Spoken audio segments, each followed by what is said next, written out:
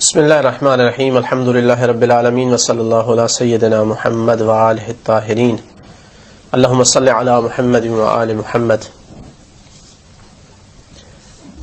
اجتہاد اور تقلید کے موضوع کے متعلق جو سوالات پیش کیے گئے ہیں ان میں سے ایک سوال یہ کیا جاتا ہے کہ کچھ لوگ کہتے ہیں کہ آج کل جو مجتہد ہیں یہ اصول فقہ پہ زیادہ اعتماد کرتے ہیں، مسئلے کا استنباط کرنے میں، فتویٰ نکالنے میں اصول فقہ، علم اصول فقہ پہ زیادہ بھروسہ کرتے ہیں، اور علم اصول الفقہ جو ہے یہ انسان کی اختراع ہے، اہل سنت نے اس میں پہلے تالیف کی ہے، یہ اہل سنت سے لیا گیا ہے، جس وجہ سے مجتہد کا فتویٰ آج کل مثلا قابل اعتبار نہیں ہے، اس لیے ہم تقلید نہیں کرتے ہیں۔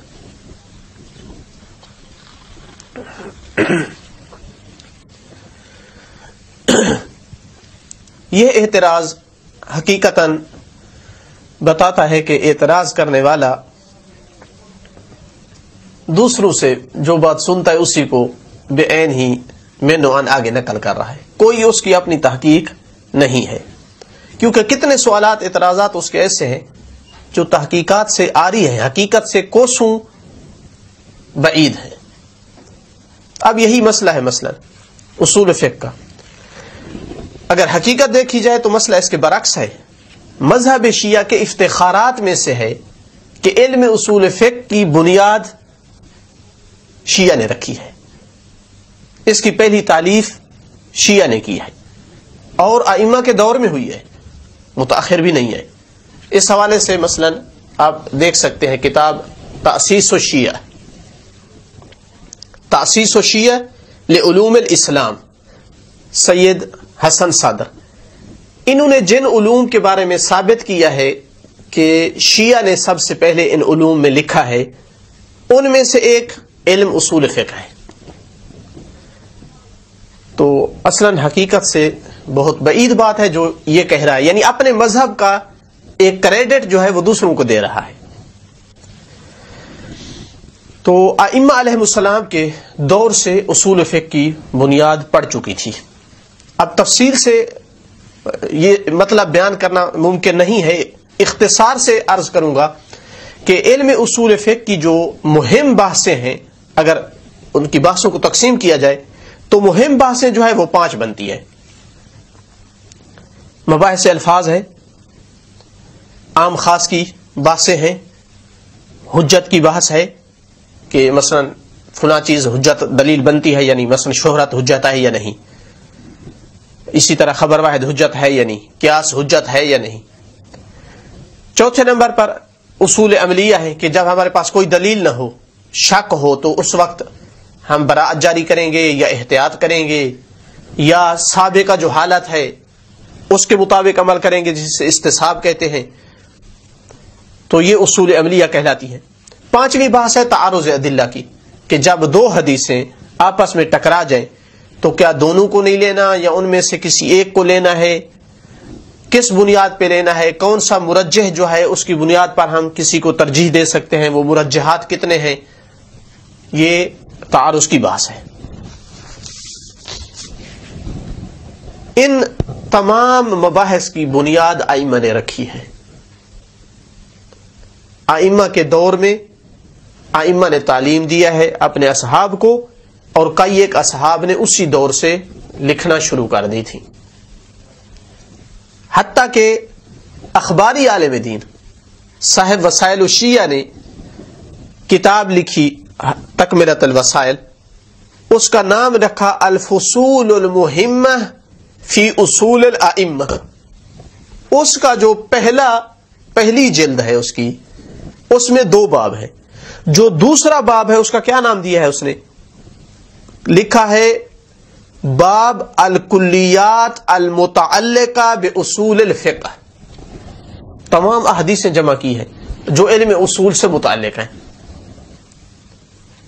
جلد نمبر 1 میں اور باب نمبر 2 میں باب کلیات المتعلقہ باصول الفقہ، تمام ائمہ کی حدیثیں جمع کی ہیں۔ اب ہم مثلا لیتے ہیں پہلی بحث کو، مباحث الفاظ کو۔ کب تعلیف ہوئی مباحث الفاظ میں؟ سب سے پہلی ہشام بن حکم جو چھٹے امام کے اصحاب میں سے ہیں، انہوں نے کتاب الالفاظ کے نام سے کتاب لکھی. آپ مثلا اس کو دیکھ سکتے ہیں فہرست طوسی جلد نمبر 1 صفحہ نمبر 495 پہ. آپ کہتے ہیں اصول جو ہے وہ متاخر ہے اور اہل سنت سے لیا ہے. اہل سنت کے ابھی پاس کچھ بھی نہیں تھا علم اصول کا کہ جب مباحث الفاظ کی یہ تالیف ہو رہی ہے. اسی طرح یعقوب بن اسحاق سکیت جو کہ اصحاب جواد علیہ السلام سے ہے، امام علی نقی علیہ السلام کے اصحاب میں سے، انہوں نے بھی کتاب الالفاظ لکھی کہ جس میں مشترک کی بحث ہے، ازداد کی بحث ہے، اس کے علاوہ مباحث الفاظ ہیں. رجال النجاشی صفحہ نمبر 449 پہ اس کا ذکر کیا ہے. یہ ہے مباحث الفاظ. دوسری بات ہم نے کہا ہے عام خاص ہے کہ ایک جو ہے لفظ عام آ جائے اور دوسرا اس کے مقابل خاص آ جائے تو ان کو کیسے جمع کرنا ہے. اس کو بھی امام صادق علیہ الصلوۃ والسلام نے اپنے دور میں بھی بیان کیا ہے. ان سے پہلے علی علیہ الصلوۃ والسلام اپنے کلمات میں بیان کر کے گئے ہیں. اس کو آپ دیکھ سکتے ہیں مثلا نہج البلاغہ جلد نمبر 2 صفحہ نمبر 214 محمد عبدہ کی شرح کے مطابق فرماتے ہیں ان فی اید الناس حقا و باطلا و صدقا و کذبا و ناسخا و منسوخا و عاما و خاصا و محکما و متشابہا. لوگوں کے پاس جو کچھ ہے یعنی احادیث وغیرہ اس میں حق بھی ہے، باطل بھی ہے، کچھ لوگوں نے اپنے سے جھوٹ بنا ہے، صدق بھی ہے، کذب بھی ہے، اس میں ناسخ و منسوخ ہے، اس میں عام اور خاص ہے، اس میں محکم اور متشابہ ہے.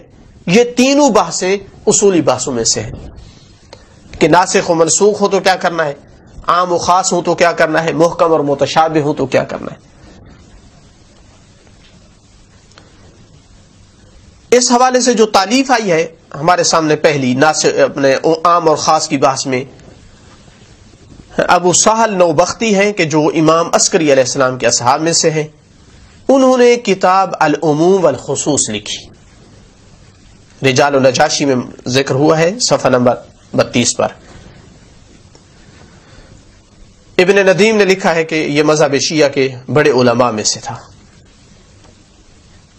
تو لہذا ائمہ کے دور ہی میں مباحث الفاظ بھی لکھی جا چکی تھی، عام خاص کی بحث بھی. تیسری بات ہم نے عرض کیا ہے کہ حجج کی بحث ہے کہ فلاں مثلا چیز دلیل بن سکتی ہے یا نہیں، مثلا خبر واحد حجت ہے یا نہیں. تو اس کی بنیاد خود قرآن نے رکھی ہے، ان جاءکم فاسق بنبأ فتبینوا. اگر فاسق خبر لے کر آئے تو تحقیق کرو، یعنی اگر فاسق نہیں ہے سیکہ ہے تو تحقیق کی ضرورت نہیں ہے. قرآن دے رہا ہے یہ مطلب. ائمہ نے اپنے دور میں اس بات کا پر عمل کرنے کی ترغیب دلائی ہے کہ سیکہ بندہ ہماری طرف سے آ کر خبر دے تو اس کو قبول کرو. مثلا امام عسکری علیہ الصلوۃ والسلام نے فرمایا الامری سیکتی، امری میرا سیکہ ہے، فما ادى الیک انی فانی یؤدی وما قال لك عنی فانی یقول. جو میری طرف سے لے آئے تو وہ میری طرف سے لے آیا ہے، جو میری طرف سے وہ بات کرے تو وہ میری طرف سے ہوگی. کیوں؟ کیونکہ سیکہ ہے. تو اس کا مطلب ہے کہ امام علیہ السلام اشارہ کرے کہ جب سیکہ خبر لے کر آئے تو قبول کرو، سیکہ نہ ہو تو پھر نہیں. تو اس کا مطلب ہے کہ یہ سیکہ کی خبر کا حجت ہونا ائمہ اپنے دور میں اس کی طرف ترغیب دلا رہے ہیں. اور اس میں پہلی جو تالیف آئی ہے اس بحث میں خبر واحد اور اس پر عمل کرنا حسن بن موسیٰ النوبختی نے کی ہے جو غیبت صغریٰ میں ہے.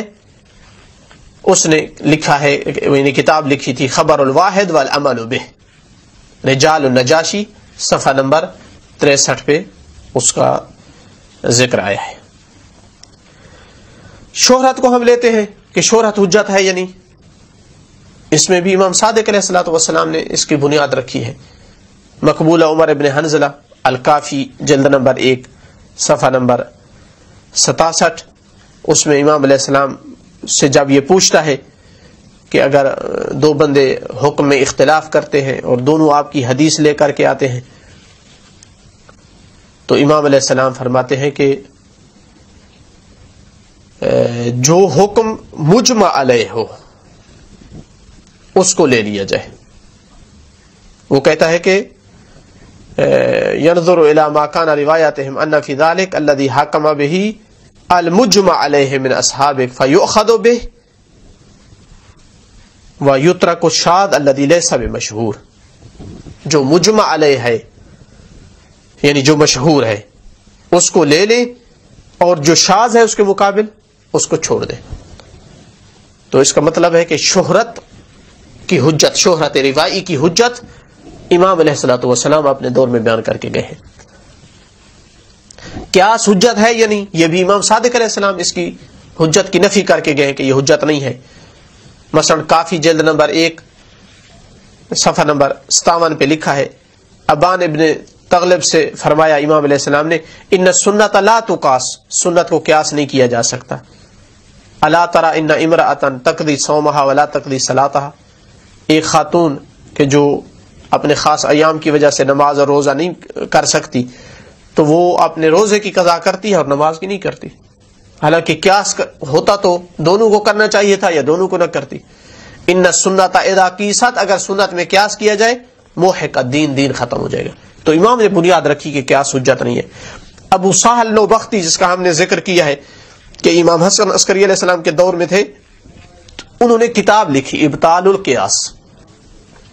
تو اس کا مطلب ہے کہ یہ بحث اصول کی ائمہ کے دور میں تدوین ہو چکی تھی. جہاں تک اصول عملیہ کا تعلق ہے تو استصحاب کے حوالے سے اصول عملیہ میں سے ایک استصحاب ہے، یعنی سابقہ حالت کو باقی رکھنا شک کی صورت میں.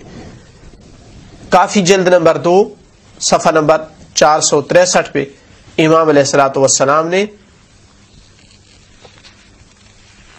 جو ہے وہ استصحاب کے حوالے سے فرمایا ہے، ولا ينقض اليقین بالشک ولا يدخل الشک فی الیقین. یقین کو شک سے نہیں توڑا جاتا. اگر پہلے یقین تھا اور اب شک ہو رہا ہے تو نہیں توڑا جائے گا، اور شک یقین میں داخل نہیں ہوتا. تو امام نے استصحاب کی بنیاد رکھی ہے، لوگوں اپنے اصحاب کو تعلیم دیا ہے کہ جہاں بھی ایسی صورتحال ہو تو سابقہ یقین پر عمل کرے. براءت ہے تو اس کے حوالے سے اللہ کے رسول بنیاد رکھ کر گئے ہیں کہ شک کی صورت میں براءت جاری کرنا ہے. کافی میں یہ روایت موجود ہے کہ اللہ کے رسول نے فرمایا، رفع عن امتی 9 خصال، میری امت سے 9 خصال اٹھا لیے گئے ہیں. ان میں سے ایک فرمایا ما لا یعلمون، جو نہیں جانتے. میری امت سے اس کا عقاب اٹھا دیا گیا ہے جو چیز کو وہ نہیں جانتا ہے. اسی طرح احتیاط ہے، تخیر ہے، ان کے بارے میں بھی روایات ائمہ سے صادر ہوئی ہیں. آخری بات جو عرض کیا ہے کہ اصول میں کی جاتی ہے وہ تعارض کی بات ہے کہ 2 دلیلیں اگر ٹکرا جائیں تو کیا کرنا ہے. یہاں بھی امام علیہ السلام ہی نے اپنے دور میں اس کا علاج بتایا ہے مقبولہ، جس کا ہم سابقہ حوالہ دے چکے ہیں کہ اس میں امام علیہ السلام نے فرمایا ہے کہ اگر دونوں خبریں مشہور ہوں، اگر ایک مشہور ہے تو مشہور کو لینا ہے، دوسری کو نہیں لینا. دونوں مشہور ہوں اور دونوں کو سکات نے نقل کیا ہو، یعنی اگر سکات نہیں ہے ایک میں تو اس کو چھوڑ دیا جائے. تو آپ طریقہ بتا رہے ہیں کہ 2 خبریں 2 حدیثیں ٹکرا رہی ہیں، مشہور ہے لے لیں. اگر دونوں مشہور ہیں تو پھر دیکھا جائے جو سکات کی ہے اس کو لیا جائے، دوسری کو نہ لیا جائے.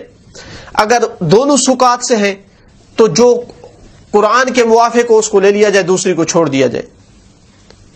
جو مخالف ہو عامہ کے اس کو لے لیا جائے، دوسری کو چھوڑ دیا جائے. امام علیہ السلام خود تعلیم دے رہے ہیں کہ 2 دلیلیں اگر ٹکرا جائیں تو ان میں سے کس کو ترجیح دینی ہے.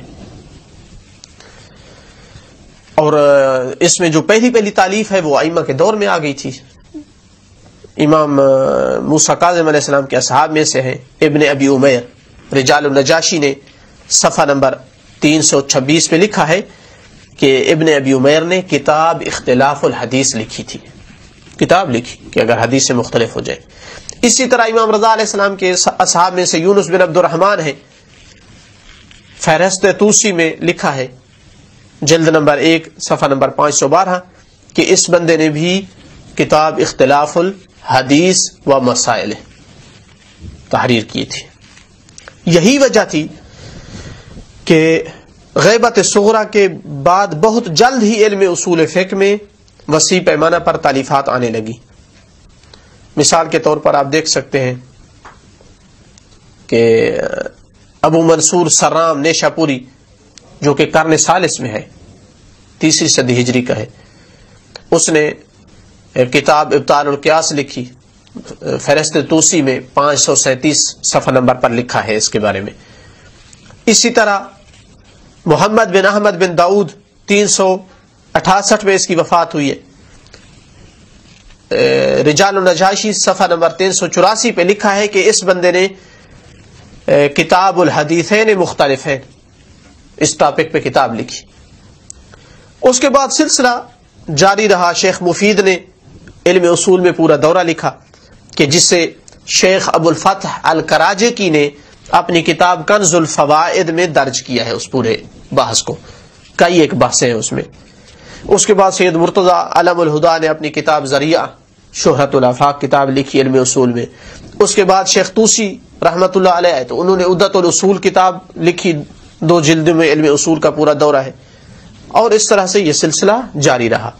لہذا یہ کہنا بالکل حقیقت سے دور ہے کہ اصول الفقہ اہل سنت سے لیا گیا ہے، یا اصول الفقہ جو ہے اس میں انسان کے عقل کی اختراع ہے، بلکہ حقیقت یہ ہے کہ علم اصول کی بحثوں کی اصول جو ہے ان کی وہ ائمہ علیہ السلام سے صادر ہوئی ہے، بلکہ کئی ایک بحثیں انہی کے دور میں تدوین بھی ہو گئی تھی، لکھی بھی گئی تھی۔ متاخرین نے انہی بحثوں میں وسعت دی ہے، اصل وہاں سے آئی تھی، ان میں وسعت دی ہے زمانے کے تقاضوں کے مطابق، جس طرح ہر علم میں ایسا ہو رہا ہے، تقاضوں کے مطابق ہر علم میں تحقیقیں بڑھ رہی ہے، وسعت آ رہی ہے، چونکہ ادھر سے حاجت بھی بڑھتی جا رہی ہے۔ لہذا یہ کہنا کہ علم اصول اوروں سے لیا گیا ہے، یہ اپنے مذہب کے ایک کریڈٹ کو جو ہے وہ دوسروں کی طرف نسبت دینا ہے۔